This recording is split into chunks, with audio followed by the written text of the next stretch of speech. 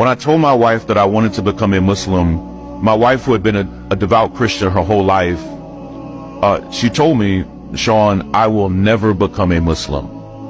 And it hurt me a bit because I didn't want to do anything to jeopardize my marriage.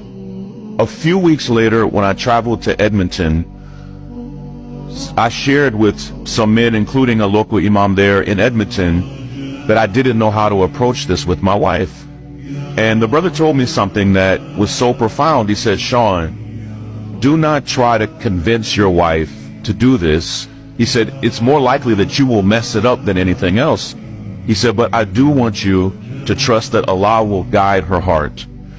When I got home from Edmonton, this is in early January, just not that long ago, I laid both of those copies of the Quran on my dresser, not because I was like low-key wanting my wife to find them. I just didn't want them to get bent up in my suitcase. I was so exhausted from traveling that I went to bed like at 8 p.m. When I woke up almost 12 hours later, my wife had grabbed one of those copies. She's a professor, a doctor. Yes. She had already, through the night, she had already read almost half of the Quran. When I woke up, my wife said to me something that was so shocking.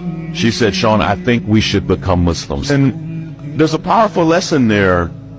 Like most Americans, most of what my wife knew about Islam, she learned from places that you don't want to learn about Islam. If what you know about the Prophet Muhammad, peace be upon him, you learned from the news, if you learned it from movies, if you learned it from social media, it will be misinformation.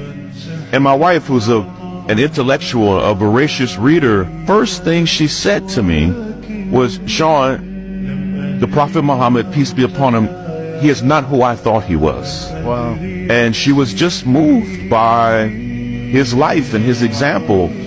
And she was also, she thought that to become Muslim, it meant you no longer had any reverence for Jesus. And I think most Christians think that. Yes. And it was actually quite the opposite. And when she saw that to be a Muslim still meant to have nothing but reverence and love for the Prophet Jesus, it changed her. And so 3 weeks ago today, the Sunday before Ramadan, we took our Shahada, and it's been beautiful, man.